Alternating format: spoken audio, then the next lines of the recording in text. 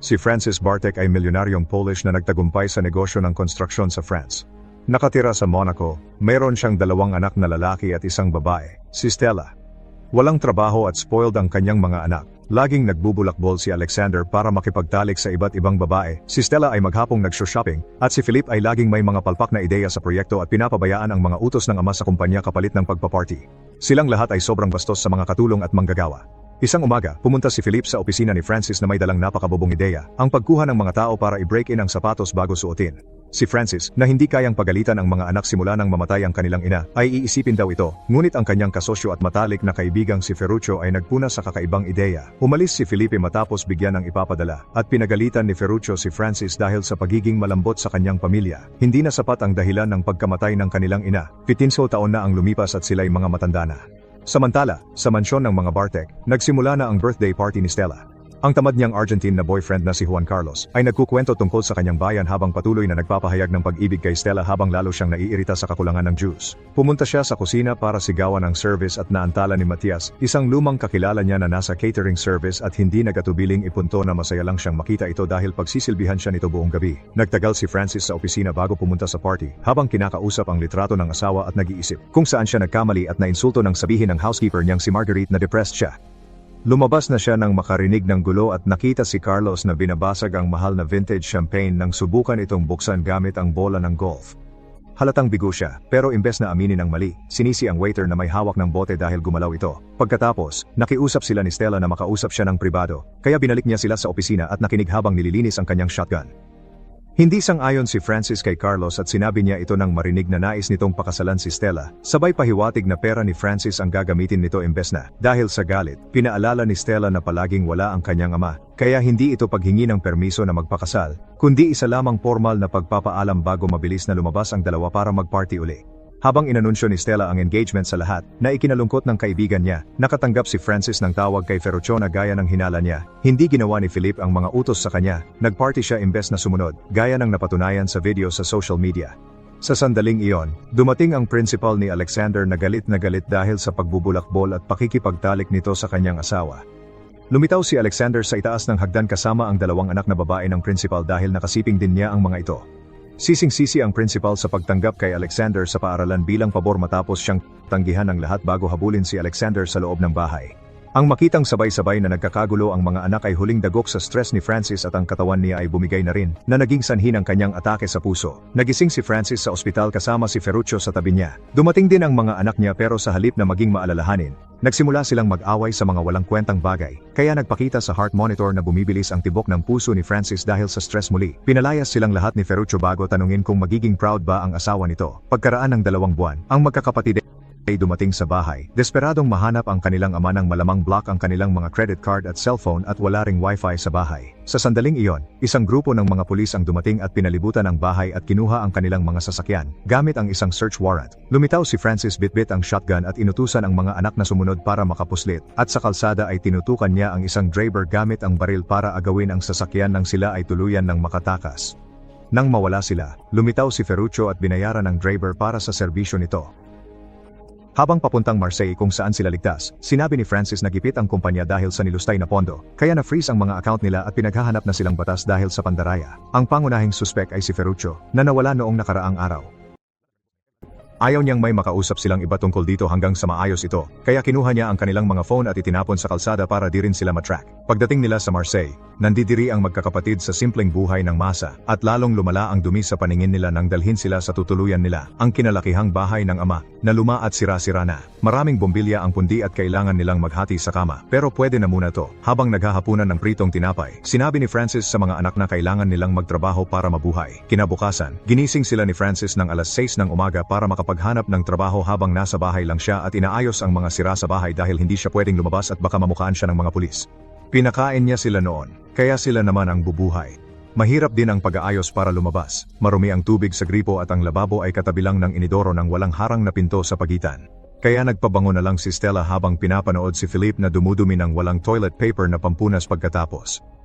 Sumubok si Alexander sa isang construction site. Ninakawan ng lunch ang mga trabahador kaya pinalayas siya at pinakausap sa boss kung gusto magtrabaho. Humiram si Stella ng phone sa isang estranghero sa kalye at kahit bawal sa ama, tinawagan niya si Carlos para sabihing nagbabakasyon siya. Kaya naubos ang load ng lalaki. Pinuntahan naman ni Felipe ang kaibigan niya na laging sumusuporta sa kanyang mga ideya para hinga ng pera. Ngunit inamin ng kaibigan na tingin niya ay corny ang mga ideya nito at nakisama lang siya para may nakakatawang mapag-usapan habang nagpa-party. Pagkalipas ng ilang oras, sina Alexander at Felipe ay umuwi ng walang trabaho. Ganoon din si Stella, bagaman may dala siyang mga mamahaling bag ng damit.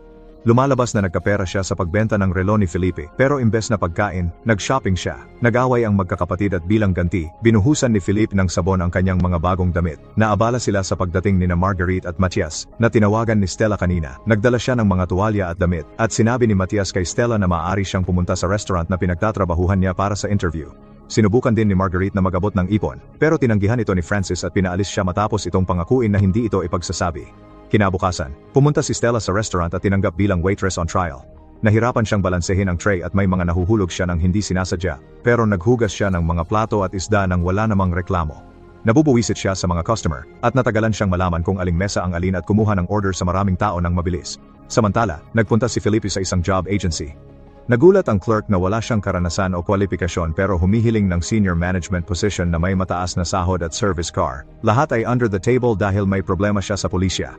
Matapos siyang makumbinsing babaan ang hiling na sahod, binigyan siya ng clerk ng trabaho bilang bike taxi driver, na medyo mahirap para sa kanya dahil sa kanyang bigat. Dahil napakabagal niya sa bisikleta, lahat ng kliyente niya ay nauuwi sa pagkakakuha ng karibal na driver na si Malik. Lihim na binisita ni Ferruccio si Francis at dinalhan ng mamahaling alak at mga lobster. Ayaw noong una ni Francis dahil unfair sa mga anak, pero kinalaunan ay bumigay din siya at nasiyahan sa handaan.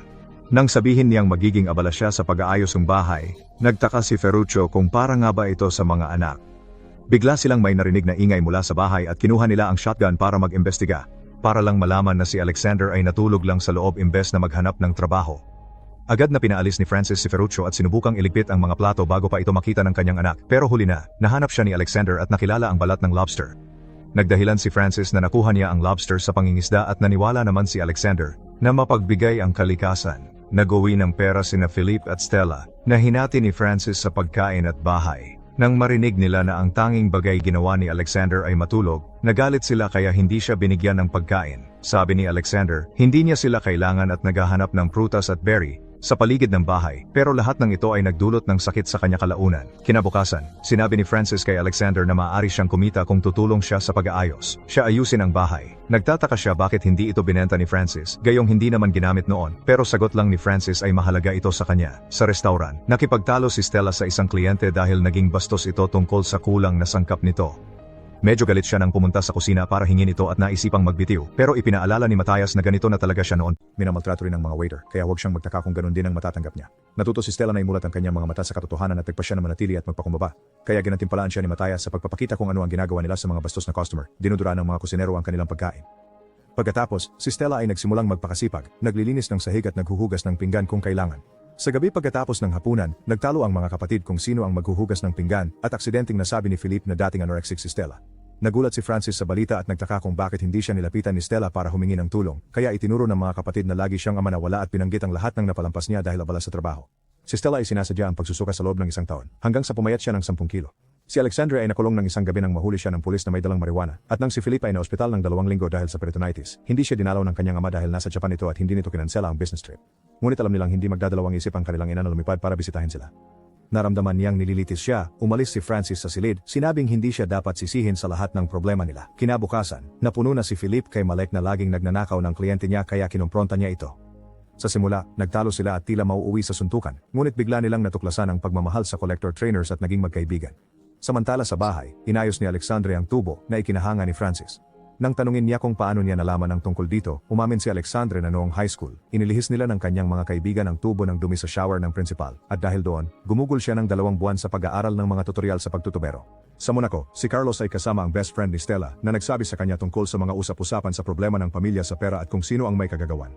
Napakahinala nito kay Carlos dahil nakita niya si Ferruccio sa country club 2 araw na ang nakalipas, kaya nagpasya siyang mag-imbestiga. Nang bandang hapon, humingi ng tawad si Francis sa pagiging ama niya, ipinapaliwanag kung gaano kahirap para sa kanya ang biglang maging ama at ina ng sabay, at itinago lang nila ang sakit ng kanilang ina sa kanila para protektahan sila. Akala ng magkakapatid, tingin ng ama nila ay spoiled at bobo sila, pero nangako si Francis na ipinagmamalaki niya na sila ngayon. Pagkatapos nagkaroon sila ng magandang gabi sa ilalim ng bituin, nagbahagi ng inumin at lumang kwento mula sa kabataan. Nasanay na ang pamilya sa bagong buhay na ito, gumagawa ng gawaing bahay at inaayos ang bahay, habang nagtatamasa ng samahan ng bawat isa. Si Stella ay naging matalik na kaibigan ng mga katrabaho niya sa restaurant at tinuruan ni Malik si Philip ng ilang tips para maging mas mahusay na driver ng bike taxi habang nagsimula silang magtulungan para kumita mula sa koleksyon ng sapatos ni Malik. Tinawagan ni Ferruccio si Francis at sinabihan siyang itigil na ang palabas dahil si Carlos ay nagmamanman, ngunit huli na ang lahat. Dumating siya sa bahay makalipas ang ilang oras, inilalantad na nalaman niya ang kasinungalingan ni Francis habang sinusundan si Ferruccio. Nagalok si Francis ng pera kay Carlos para iwan sila, ngunit tinanggihan ito ni Carlos na nagsabing gusto niyang tumulong.